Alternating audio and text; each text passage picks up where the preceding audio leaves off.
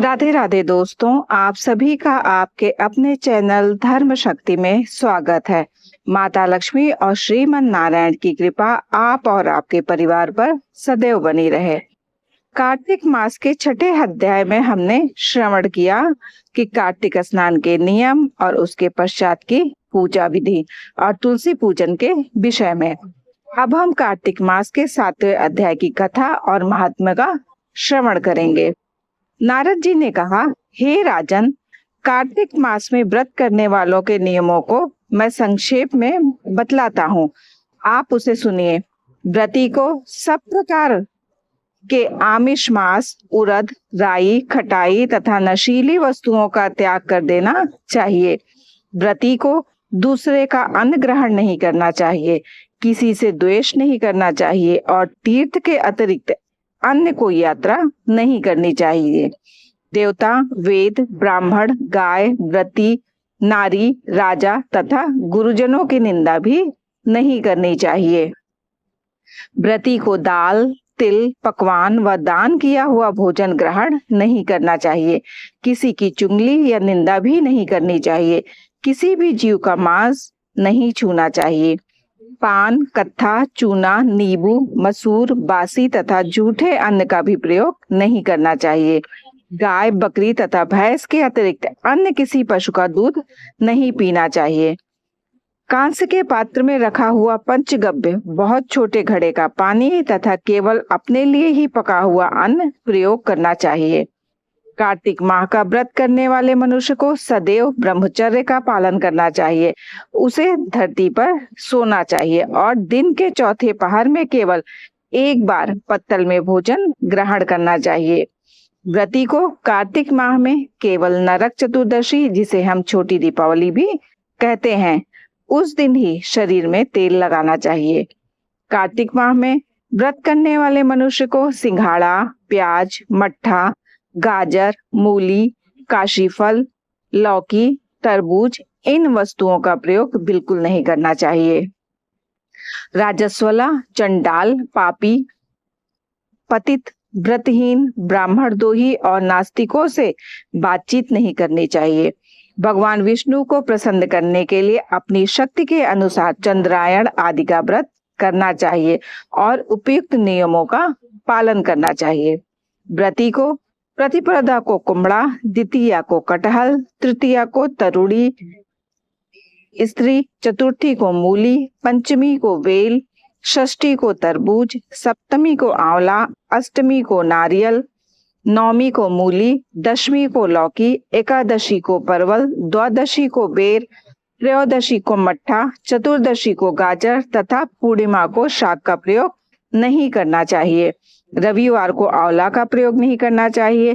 कार्तिक माह में व्रत करने वाला मनुष्य यदि इन शाकों में से किसी शाक का सेवन करना चाहे तो पहले ब्राह्मण को देकर ग्रहण करे।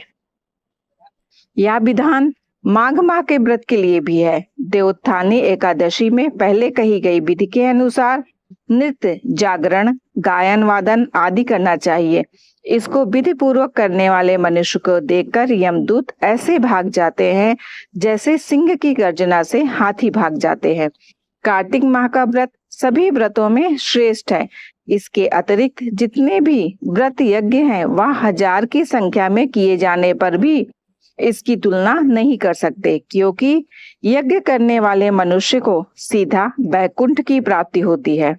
जिस प्रकार राजा की रक्षा उसके अंगरक्षक करते हैं, उसी प्रकार कार्तिक माह का व्रत करने वाले की रक्षा भगवान श्री विष्णु की आज्ञा से इंद्रादि देवता करते हैं। व्रती मनुष्य जहाँ कहीं भी रहता है वहीं पर उसकी पूजा होती है, उसका यश फैलता है। उसके निवास स्थान पर भूत, पिशाच आदि कोई भी नहीं रह पाते। विधि पूर्वक कार्तिक माह का व्रत करने वाले मनुष्यों के पुण्यों का वर्णन करने में ब्रह्मा जी भी असमर्थ है। यह व्रत सभी पापों को नष्ट करने वाला है, पुत्र पौत्र प्रदान करने वाला और धन धान्य की वृद्धि करने वाला है। इस प्रकार 7वें अध्याय की कथा और महात्म्य संपूर्ण हुआ। अब हम 8वें अध्याय का श्रवण करेंगे, जिसमें उद्यापन और उससे संबंधित नियम के विषय में बताया गया है। जिसकी दया से सरस्वती भाव रही उपजाए, कार्तिक महात्मा का कमल लिखे 8वां अध्याय।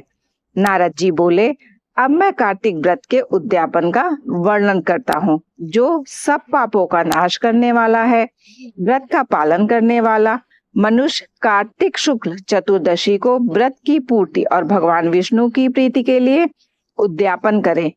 तुलसी के ऊपर एक सुंदर मंडप बनवाए, उसे केले के खंभों से संयुक्त करके नाना प्रकार की धातुओं से उसकी विचित्र शोभा बढ़ाए। मंडप के चारों ओर दीपकों की श्रेणी सुंदर ढंग से सजाकर रखे।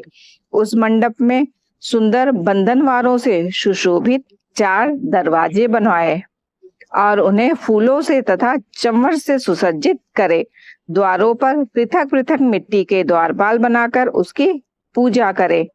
उनके नाम इस प्रकार है: जय, विजय, चंड, प्रचंड, नंद, सुनंद, कुमुद और कुमुदाक्ष। उन्हें चारों दरवाजों पर 2-2 के क्रम से स्थापित कर भक्ति पूर्वक पूजन करें। तुलसी की जड़ के समीप 4 रंगों से सुशोभित सर्वतोभद्र मंडल बनाए। उसके ऊपर पूर्ण पत्र और पंचरत्न से संयुक्त कलश की स्थापना करें। कलश के ऊपर शंख, चक्र, गदाधारी भगवान श्री विष्णु का पूजन करें। भक्ति पूर्वक उस तिथि में उपवास करें तथा रात्रि में गीत, वाद्य, कीर्तन आदि मंगलमय आयोजनों के साथ जागरण करें। जो भगवान विष्णु के लिए जागरण करते हैं, भक्ति पूर्वक भगवत्स संबंधी पदों का गान करते हैं, वह सैकड़ों जन्मों की पाप राशि से मुक्त हो जाते हैं। जो मनुष्य भगवान के निमित्त जागरण करके रात्रि भर भगवान का कीर्तन करते हैं, उनको असंख्य गोदान का फल मिलता है। जो मनुष्य भगवान की मूर्ति के सामने नृत्य गान करते हैं, उनके अनेक जन्मों के एकत्रित पाप नष्ट हो जाते हैं। जो भगवान के सम्मुख बैठकर कीर्तन करते हैं और बंसी आदि बजाकर भगवत भक्तों को प्रसन्न करते हैं तथा भक्ति से रात्रि भर जागरण करते हैं, उन्हें करोड़ों तीर्थ करने का फल मिलता है। उसके बाद पूर्णमासी में एक सपत्नीक ब्राह्मण को निमंत्रित करें। प्रातःकाल स्नान और देव पूजन करके वेदी पर अग्नि की स्थापना करें और भगवान की प्रीति के लिए तिल और खीर की आहुति दें। होम की शेष विधि पूरी करके भक्ति पूर्वक ब्राह्मणों का पूजन करें और उन्हें यथाशक्ति दक्षिणा दें। फिर उनसे इस प्रकार क्षमा प्रार्थना करें: आप सब लोगों की अनुकंपा से मुझ पर भगवान सदैव प्रसन्न रहे। इस व्रत को करने से मेरे 7 जन्मों के लिए किए हुए पाप नष्ट हो जाएं और मेरी संतान चिरंजीवी हो। इस पूजा के द्वारा मेरी सभी मनोकामनाएं पूर्ण हो। मेरी मृत्यु के पश्चात मुझे अतिशय दुर्लभ विष्णु लोक की प्राप्ति हो। पूजा की समाप्त वस्तुओं के साथ गाय भी गुरु को दान में दें। उसके पश्चात घर वालों और मित्रों के साथ स्वयं भोजन करें। भगवान द्वादशी तिथि को शयन से उठें, त्रयोदशी को देवताओं से मिले और चतुर्दशी को सबने उनका दर्शन एवं पूजन किया। इसलिए उस तिथि में भगवान की पूजा करनी चाहिए। गुरु की आज्ञा से भगवान विष्णु की सुवर्णमयी प्रतिमा का पूजन करें। इस पूर्णिमा को पुष्कर तीर्थ की यात्रा श्रेष्ठ मानी जाती है। कार्तिक माह में इस विधि का पालन करना चाहिए। जो इस प्रकार कार्तिक के व्रत का पालन करते हैं, वे धन्य और पूजनीय हैं। उन्हें उत्तम फल की प्राप्ति होती है। जो भगवान विष्णु की भक्ति में तत्पर हो कार्तिक में व्रत का पालन करते हैं, उनके शरीर में स्थित सभी पाप तत्काल नष्ट हो जाते हैं।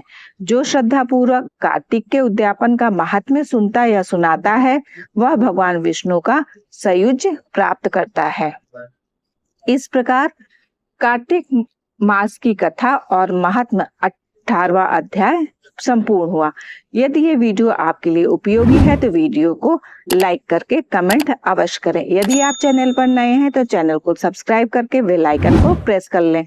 जिससे आपको आगे आने वाले वीडियोस के नोटिफिकेशन समय पर मिल सके। आप और आपके परिवार पर राधा रानी की कृपा सदैव बनी रहे। जय श्री लक्ष्मी नारायण। राधे राधे दोस्तों।